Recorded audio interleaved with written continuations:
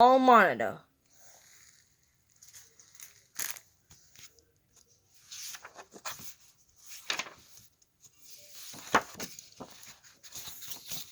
Oops.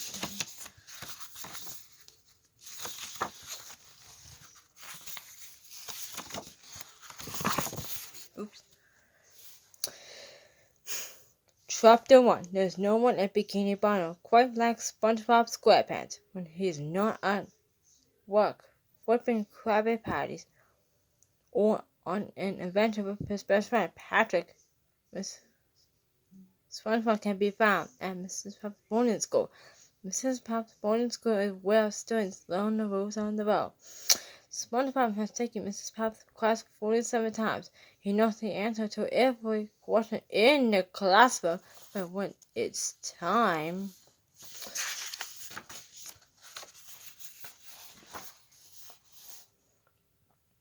for the driving competition for the exam, SpongeBob always panics behind the wheel and ends up failing. When SpongeBob is on the road, it's best to steer clear or run for cover. One day at school, things seem normal. SpongeBob sat in the back of the class taking the same notes. Wow, all the other students slept. The snoring was almost louder than Mrs. Puff's nurture. Everyone wake up, Mrs. Puff called. It's time to pick this week's hall monitor. SpongeBob sat upright in the seat. He made sure he moved his desk out in the class, sat and turned the side aisle to make sure Mrs. Puff could see him. Being chosen as a hall monitor was an honor. SpongeBob wanted more than anything. His voice open and hopeful. He wished he hard for his name to be called. Mrs. looked down at the list. Two. Oh, sorry about that, guys. Her clipboard and said, "Let's see here. This week's hall monitor would be Bart. No." He started right, Tina? No, she said to herself. And Miss Puff gasped, and honor. At the bottom of the list was the name she feared the most. SpongeBob SquarePants. It's Jimmy. Jimmy's the hall monitor, Mrs. Puff explained. Jimmy, a green fish, wearing shorts and a t-shirt, shook his head and said, "Mrs. Puff, I'm done it already." "Oh," Mrs. Puff replied, quickly scanning the list again. "Bill?" "No way, Mrs. Puff," answered Bill, a plump gray fish sitting in the back. Mrs. Puff said, "No time, Tina. You're on the hall monitor," she said. "Hey, I done it 3 times already," Tina declared, her fingers on her hips.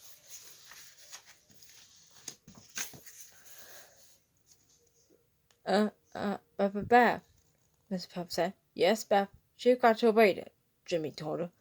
By this time, she saw her hands eagerly, and she just up her aisle. He could hardly see his excitement. He knew what was coming. But Mrs. Puff was still trying to avoid calling the name of the student. Henry, Vera, Sheldon. She called her in. There was no use.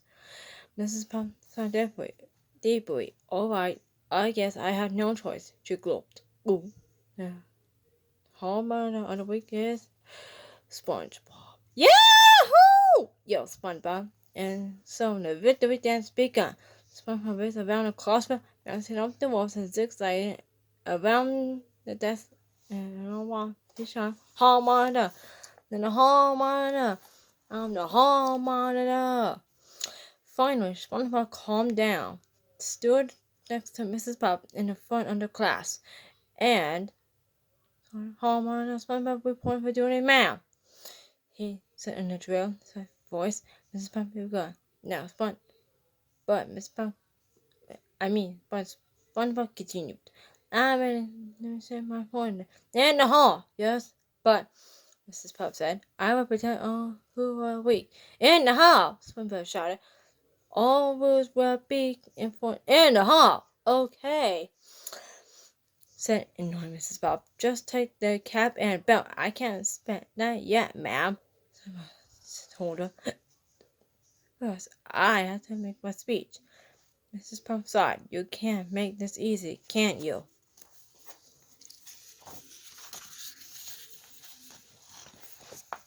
Classmates, SpongeBob began, who am I to deserve such a great honor?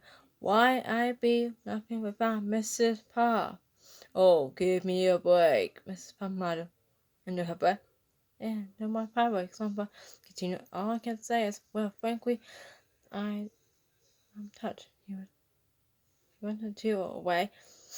I want to not respect you out there in the hall. I will carry out my duties with a promise as he rambled on. And crime and punishment and crime in the hall. The understood sighed and growled. But SpongeBob wasn't done. That reminds me of an excellent non-speech run by the great hallmother of the town of all time. He took and then paused. Friends, students, and friends, let me listen to your ears.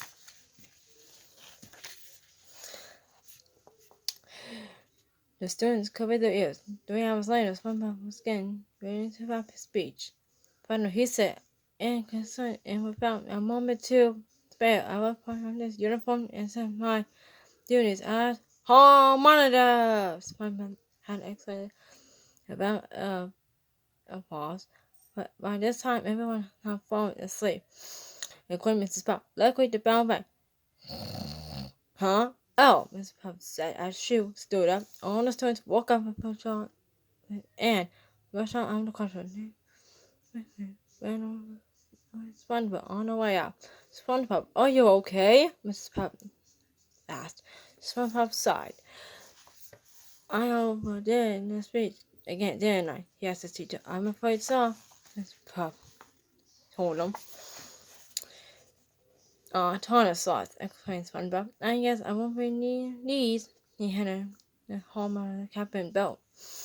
Back to his teacher. I hardly know ya, he added, looking silent at the uniform.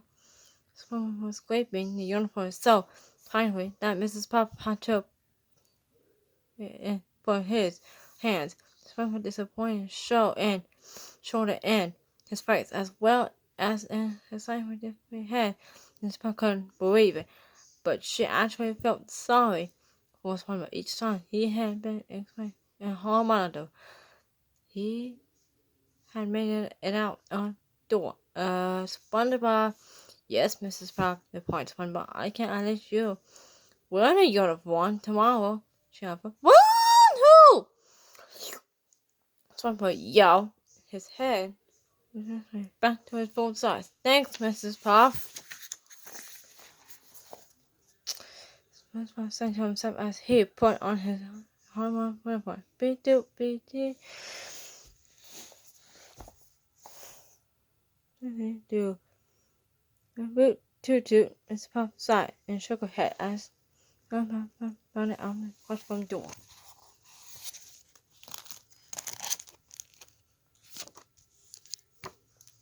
Stay tuned for Chapter 2 coming up soon.